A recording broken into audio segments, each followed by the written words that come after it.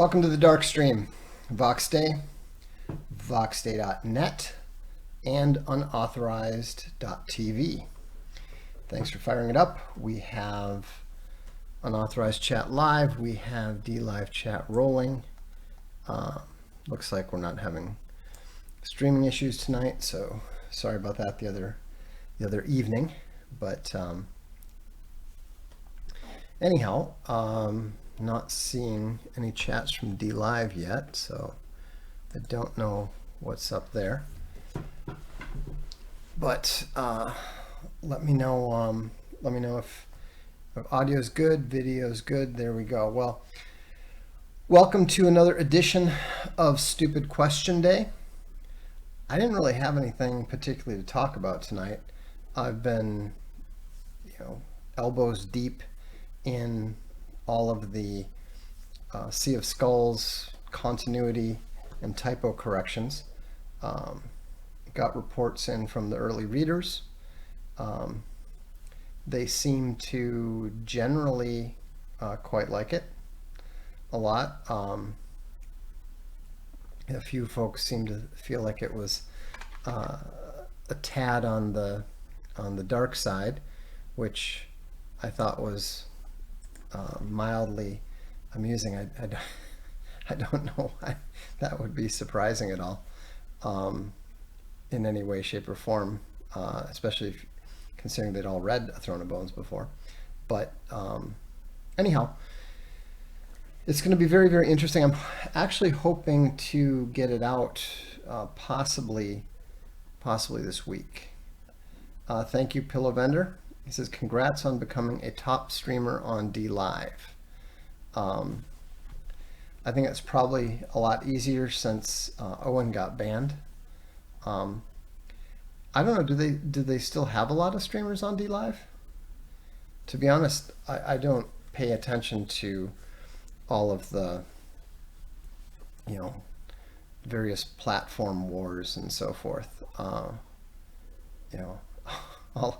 All I know is that the numbers there don't exactly compare with, say, YouTube. But it's still nice that Owen is back on DLive. Okay. So, and Jesse Lee Peterson too. That's cool. Am I still beating them? I can't imagine that.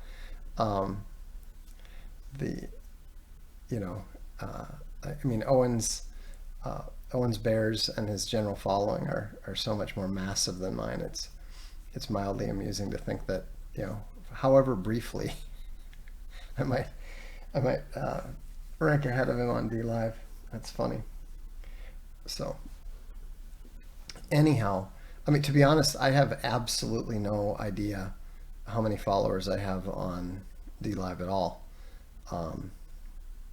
The thing is, the numbers game only matters if you are living on the advertising model, and we're not. So it doesn't really mean much to us. The only thing that really matters materially is how many subscribers we have. Okay, 6K on DLive. So that's interesting, just because when I was on YouTube, I think I had around 30,000. So 6K is not bad if you compare it to YouTube. Ironworker Bear said he enjoyed Altar of Hate. Thanks, Ironworker Bear. What was your favorite story? I'm curious. Those stories were written over a period of close to 23 years. Yes, Altar of Hate is the collection. It's a collection of short stories. I think, actually, it goes back even longer than that, because I think I started writing The Lesser Evil. I don't even know, to be honest. I have no idea. It's at least 22 years old. But West by God Bear says 6K is good considering the average person has no clue DLive even exists. That's true. That's definitely true. but I think it's good to support these smaller platforms and so forth. I mean, I think it's good not to be on YouTube. I understand why people are on YouTube, but uh, I'm really happy that YouTube kicked me off and kicked Owen off because the freedom that unauthorized permits us, and not just what we've done already, not just what you've seen already, but the possibilities it creates for future projects and stuff is massive. You know, I mean, we're at around 6K, 7K subscribers on unauthorized, but if we can grow that to 10 and eventually to 25,000, the combination of that will probably the combination of that with the developments in AI technology are going to be phenomenal. Ironworker Bear says Shinjuku Satan, which is, he says it's the most interesting, isn't it? And that was the newest story. That was the one I wrote for the 40th anniversary of Cyberpunk. And I was attempting to do that. I, I have 5 more viewers than Owen on D Live. That's funny. Take that, Owen. Take that, Big Bear. You can give me my bear name now. I think it'll be Big Bear Slayer Bear. I'm gonna hear that one. I'm gonna hear about that one in the future. I just know it. Um, I was with you when you went till you went against Crowder, Big Bear. Um, let's see here. We do have a question though, a stupid question. Will any Arab countries come to the aid of the Palestinians? Well, that's the $40 billion question, isn't it? Um, it doesn't appear like it at the moment. If they are intending to, I don't know what they're waiting for.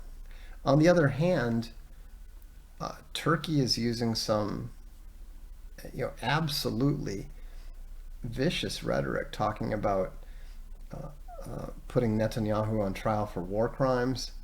Um, and certainly the the media press, the global media press, is in full effect.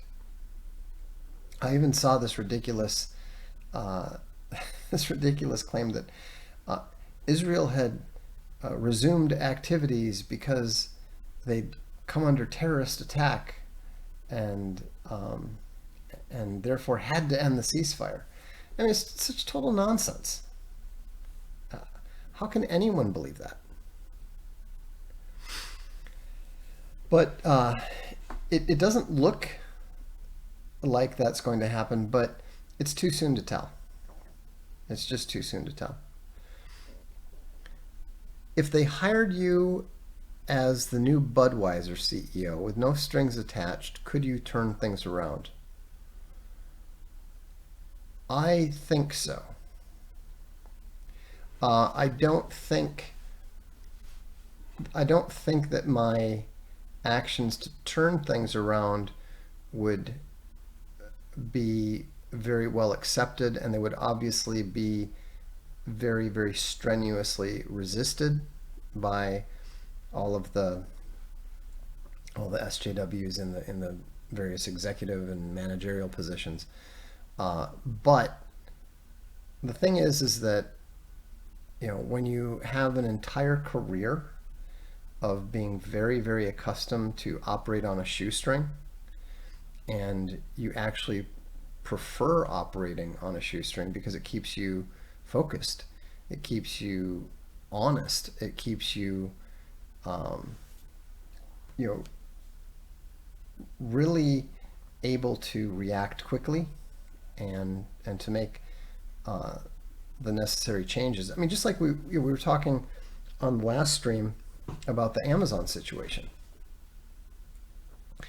and at the time when other publishers that were our size all went under, um, and when even the mid-size publishers are struggling.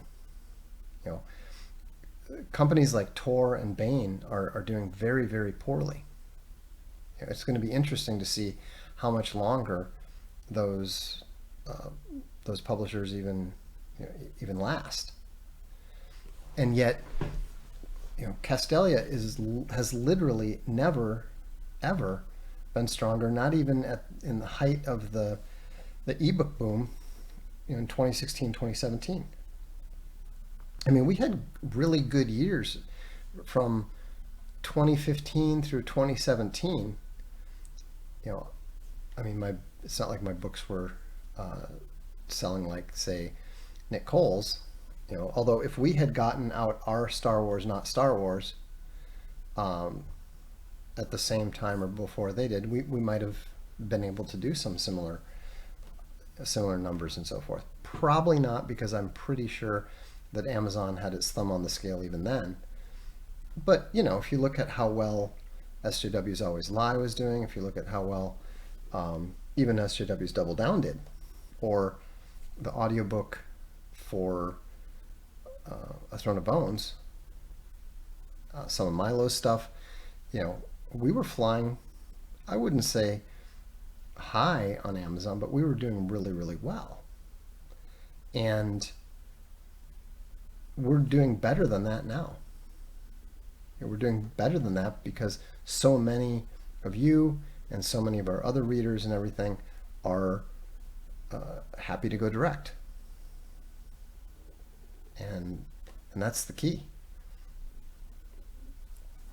So the point of that is that to turn around a company like Budweiser, where they've completely shot themselves in the foot, alienated their old customers, is going to require some very, very hard and ruthless decisions that nobody who's not fully on board with the idea that their previous direction was disastrous is going to be able to make, much less survive. So, but that's my opinion. I've been, I've occasionally been, in circles around the top of high-level executive stuff. A lot of people don't know, but I was on the board of a television station that was sold to Clear Channel. I was asked to join the board of a large computer video game company that you guys would know of. I turned it down. It's probably the right decision. Sometimes I wonder, but so I understand how these things work. The fundamental problem I have now is that I'm set in my ways. I have no interest in going into an office and working any sort of like office 8:30 to 5:30 job. So that's not going to happen. But Budweiser could be turned around. The probability that will happen approaches zero because nothing has changed. Absolutely nothing has changed. Do you have any insights on the Venezuela-Guyana escalations bubbling up? I don't think so. One thing I think it would behoove those of us who are talking heads of some sort, public intellectuals of some sort, would really be wise to do is to stop opinionating on things that we don't know anything about. I know very, very little about Venezuela. I know even less about Guyana. Now, obviously I'm intelligent, and obviously I recognize that this has something to do with the ongoing World War III. This is World War III that is being fought right now. It's just that right now it's mostly being fought in the form of proxy war. It's mostly what the Chinese call what are they called? Unlimited, or unrestricted warfare. It's not the classic line everybody up and bash each other sort of thing. It's not the classic Western way of war, but it's also not the classic Eastern way of war. It's a very new and different kind of warfare, which is why it's so hard to reasonably predict even where the next front is going to be. But if there is something going on in South America, I would presume that the two primary acting parties are Clown World / the US military and China. And the whole concept of the death of 1,000 cuts is intrinsically Chinese. I would assume that that is a significant part of the strategy being utilized by the Chinese to help bring down the US global empire. It's kind of funny. Back when I was in college, it was usually the left that would complain about the US imperialists and talk about the US being an empire. And, of course, like good little conservative parrots, we would all say things, well, the US can't be an empire. It doesn't have an emperor. It's just ridiculous. So, anyhow, I'm sorry I can't give a better answer, but that's an honest one. A pillow vendor believes light beer needs to die. It is not real beer. Look, I don't want to alienate my bear friends, but I, in the interest of unrestricted candor, I have to tell you, I'm not really concerned with what sort of peasant swill is swilled, I guess. I'm just not a beer guy,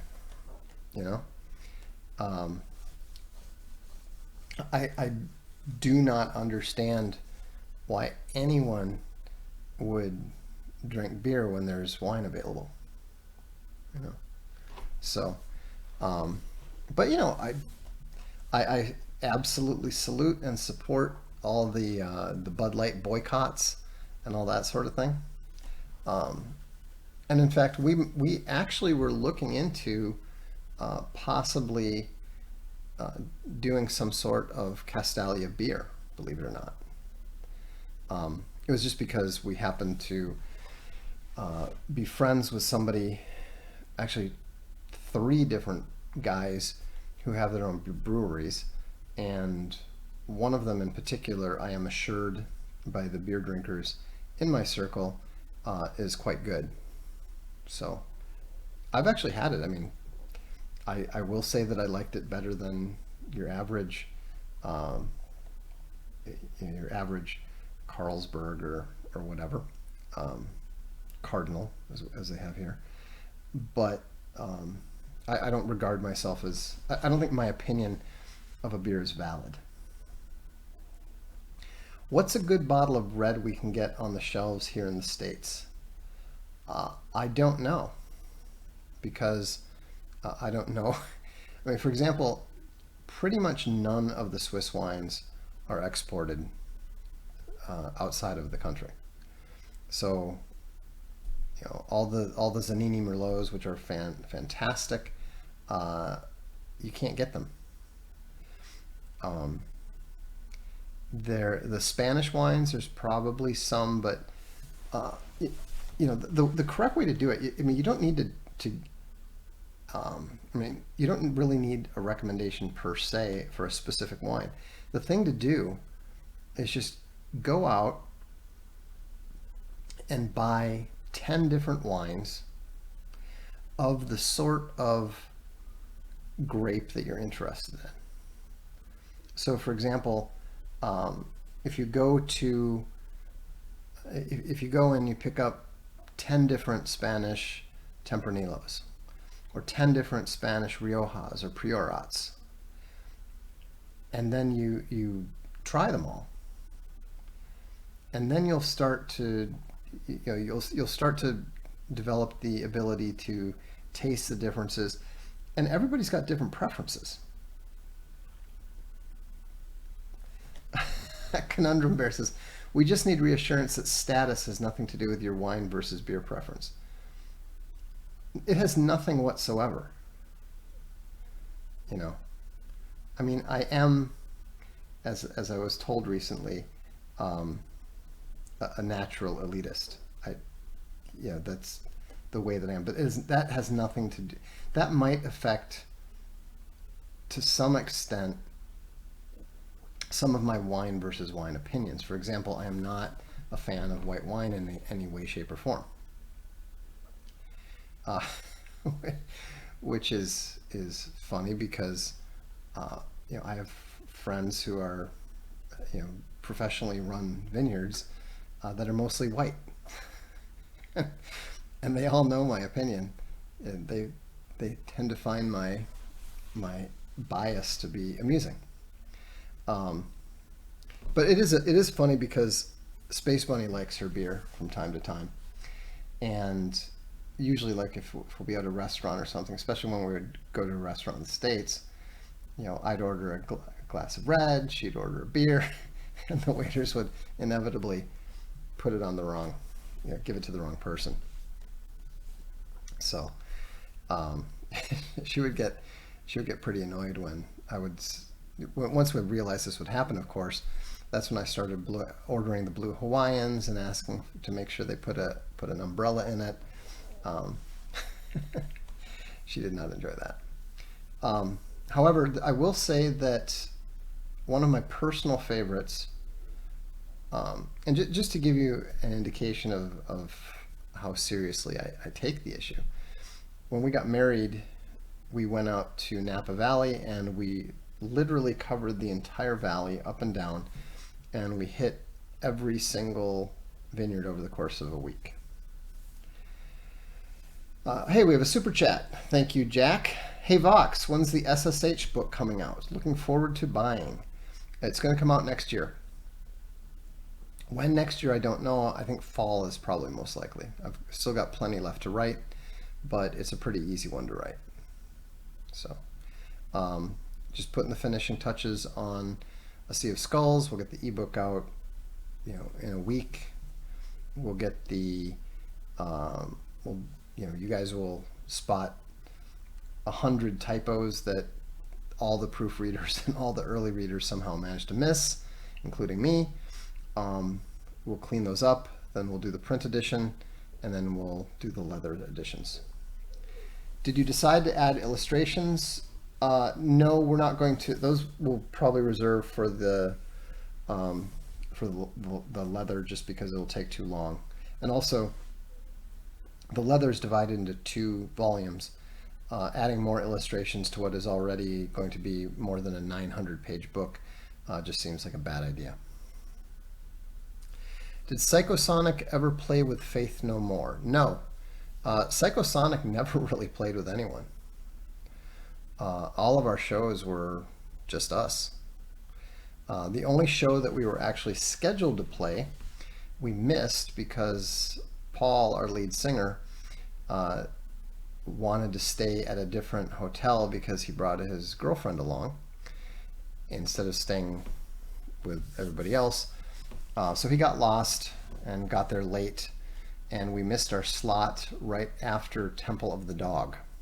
So we were supposed to play with Soundgarden, Pearl Jam, Ministry, Red Hot Chili Peppers, Jesus and Mary Chain, and I believe it was Ice Cube. So that was at the Chicago Lollapalooza, and we were it was pointed out to us that we were the first band that had ever blown off Lollapalooza. So that was pretty retarded, but c'est la vie. Yanni says, it's not unauthorized, but I could have sworn I saw a notification for the next big battle. Was that one aborted? That one actually just didn't work. The problems we were having with the stream, the problems we were having with the chat, actually manifested by not letting basically by corrupting the automatic upload. I do have it recorded, but I just decided, you know what? Let's hold off on. We're gonna hit that one again. Uh, I've got more and more data, um, and we'll have more and more stuff to talk about. So I'm gonna hit that one again when the time is right, rather than upload it. In regards to beer, I have a brother-in-law that likes, what's it say? IPAs, kale, and Swiss chard. Some people just like things that taste bad. Well, beer, wine, all these things, they're acquired tastes. I remember somebody was, oh, here's a question. Peated scotch, yay or nay? I would say nay. I don't really like hard alcohol. I drank plenty of it in college, and um, it's just not my thing. It was kind of funny. Two of my housemates decided that they were going to become Scotch guys. I remember one of them opening up some Glenfiddich or whatever. One of their fathers had brought it back from Scotland, and so they decided this is the perfect evening, and they lit up their cigars, and they poured their tumblers. I remember one of them, taking a reasonable sip, and not only did he make a face, his entire body just reacted negatively to it. He kind of thrashed around a little bit. And then he said, "Smooth." So, speaking of music, perhaps Cordal's most recent boost. Uh, I don't have anything set up right now, so I'll have to do that. I'll have to do that some other evening. Um, to be honest, I haven't been thinking about music at all while I've been trying to wrap up Sea of Skulls. I tend to get real. I mean, as pretty much everybody in my life recognizes, and uh, to some extent finds annoying, when I'm in the final stages of getting a book done and out, um, I'm pretty single-minded. That's why I haven't been streaming much or even posting as much as I normally do. I would really like to get that book out um, properly and soon. Do you ever use latex for formatting large works of writing? I do not, but Castelia does. One of the reasons why we're able to do as much as we do with a very lean and small team is because we have a custom system that makes use of latex. Um, so we do most of our books that way. Some of our books we do using InDesign or a facsimile thereof. Uh, Ledric says, "Hey Vox, you said you drove a Porsche in your younger days, but never which model. You strike me as a 944 kind of guy." Just to be clear, in speaking of status, in the Porsche world, uh, especially back in the 90s and so forth, it was 911, 944, 924. Um, and so, let's see. Um, it says, so anyhow, what I drove was a 944 turbo. Um, I I wanted to get a 911.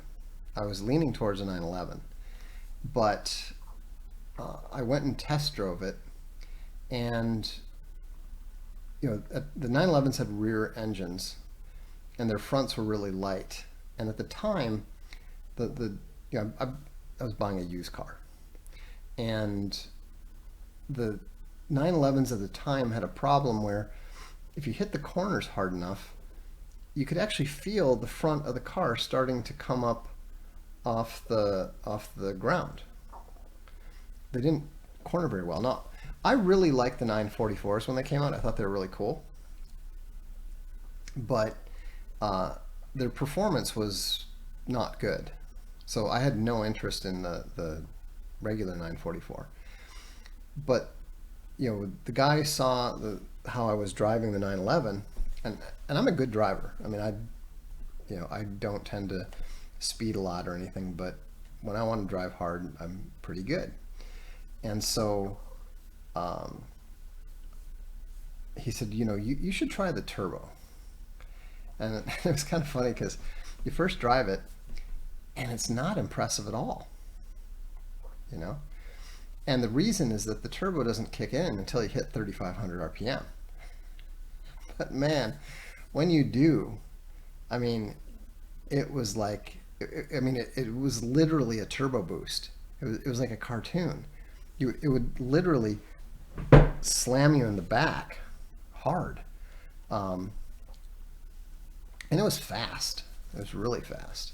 Um, and so, but the thing I liked best about it wasn't actually the speed, but the 944 turbos had a slightly flared body that was a little bit wider than the 944. And whatever they did, I don't know how they had it designed, but I swear when you would take a corner or if you'd go up a cloverleaf or something, you could exit a highway without slowing down. I mean, it was like being on a motorcycle. The thing could corner so well, and you would actually feel like instead of feeling like the car was going to like go out of control, it felt like the car would suck down to the ground, and just the tighter you went, the more it seemed to like it. Um, Interestingly enough, now Space Bunny's cousin is a 911 guy. Um, he's had he's had two that I know of, and there were a lot of there have been over the years there have been a lot of jibes about 911 versus 944 turbo. But what was interesting is that we realized it was actually probably for me the right decision, because he was telling me that in the cars of that era, the 930, which is essentially a turbo version of the 911, was known as the dentist killer, because the combination of that lack of control on the front with the high impact, the 3500 turbo kicking in, is that what would happen is these 50 whatever year old men who would buy these cars, because 930s were very expensive. What would happen is they would turn a corner and they would shift down from fourth into third. Well, what happens when you shift down? The RPMs go up. So they'd shift down from fourth to third as they're turning, put into the third, the turbo would kick in, they'd lose control of the car. It was just, I mean, it was, having experienced what both, I've never driven a 930, but having experienced both the front instability of the 911 with the 3500 turbo boost of the 944 turbo, I can easily see how that would be a huge problem. Now, obviously, they fixed it eventually, but still. What do you drive now? I don't have a car. Um, I'm actually I'm the only one who doesn't have a car. So um, I just mostly ride along or borrow somebody else's. So let's face it, I don't leave a lot. you know, I consider it to be a really good day if I get to spend pretty much the whole day right here, writing, listening to music, working, etc. Sam Freeman sends a super chat. Thank you, Sam.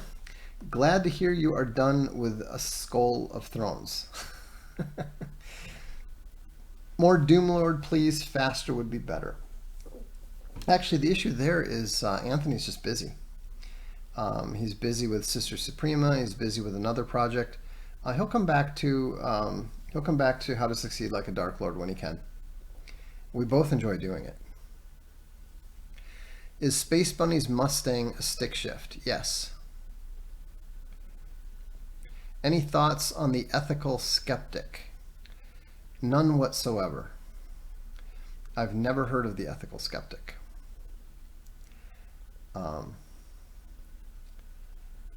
Not a Peterbilt. I don't know what that means. Are Mustangs only for girls? No, I don't think so. Um, I mean, I'm really not a snob when it comes to cars. You know, um, I enjoy, a nice BMW sedan. Uh, I enjoy I do really like convertibles as a general rule. You know, if if I had need of a car and I wanted to buy a car, um, something like an old Z4 would probably be my style. A Z4 or a Z3. You know, I really liked my old MG. I really regret having sold my slightly souped up 77 MGB. I should have kept it. Um,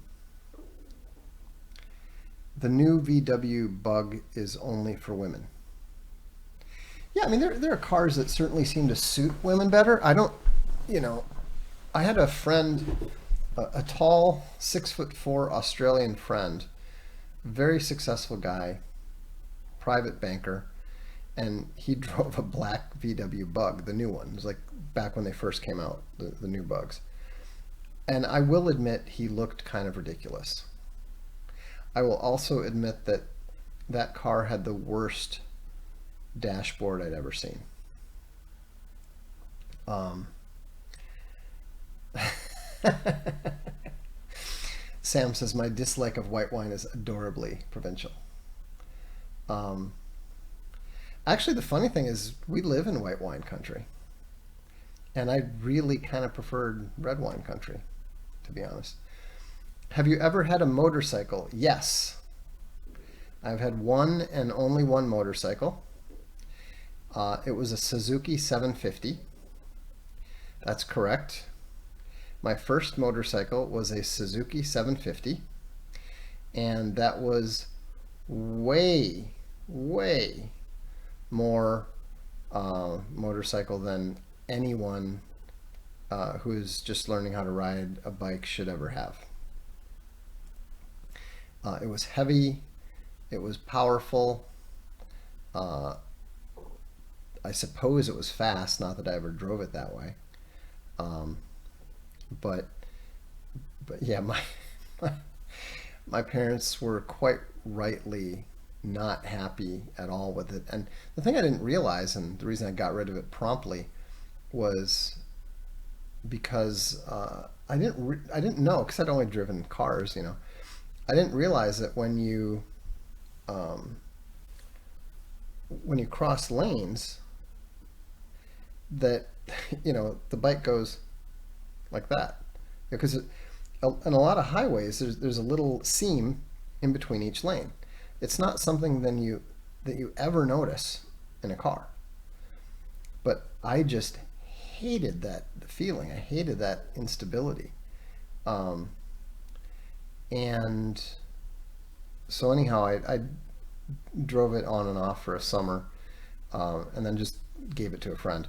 The other reason I got rid of it was there was a guy from my gym, uh, really strong, really good shape, very very fit, maybe about 10 years older than me, and he got killed in pulling into a mall parking lot while he was driving 25 miles an hour, and a grandmother in a old Lincoln just didn't see him and pulled out, and he drove right into her, and that was that. And I thought, I was pretty heavily involved in martial arts at the time, and I thought anything that allows me to get killed by a 70-year-old woman at 25 miles an hour is just too stupid for me. You know, I understand the appeal. It was fun. I felt pretty cool driving it. But I realized I just don't enjoy it that much. You know, give me. I mean, the pleasure I got from that compared to how much I enjoyed driving my MG or my Porsche just wasn't even close. So, um, and I do tend to now discourage young guys from driving motorcycles just because, or even scooters, just because I've personally, been the first one on the scene. I think 3 times here in Switzerland when somebody's been hit on either a scooter or a motorcycle. Actually, I've been there 3 times, and then there was a really bad one pretty close to our house. I mean, it was so loud that it I couldn't believe the guy survived. Um, so it's just uh, I just don't think it's a reasonable risk to take, in my opinion. Um, Catastrophe says, gently asking, where are the Booster Patrol shirts for backers? That's a good question. Unfortunately, the gentleman who did all of our shirts is no longer with us, and so we need to look into that. So, Sam Freeman has another super chat. Thank you, Sam. He says, how many guardian angels have you sent to therapy? Um, a lot, you know. Um, you know, it's when you get to my age, and I'm 55, you really begin to understand how fortunate you are to get to that point. Because you look back and you see, you know, all of the all of those who didn't have that chance, who didn't make it that far. And, a disturbing proportion of them died between the ages of 16 and 22. You know, I mean, uh, a guy that used to go, he wasn't part of my water skiing crew, although I did know him. He was a friend of my best friend, and he was part of like a tangential water skiing crew. You know, they backed up the boat, boom. You know, um, my football captain, uh, you died about, I don't know, 12, 13 years ago. I mean, it just seems crazy. You know, he was one of the most uh, aggressively alive people I ever knew. You know, my younger brother, who's 9 years younger than me, died last year. And I was reading something. I think it was in the Umberto Eco uh, book about his collection of La Bustina di Minerva. It's called like Liquid Chronicles or something. And he talks about how old men become cowardly, and it's kind of easy to see where that comes from. Just because, I mean, maybe I developed that sense a little bit younger. Um, certainly that. Uh, certainly people were surprised when I got rid of my bike as quickly as I did. Um, especially, especially the people who were thinking, okay, that's insane. When why are you starting with a 750? Start with a 125 or a 250, for crying out loud.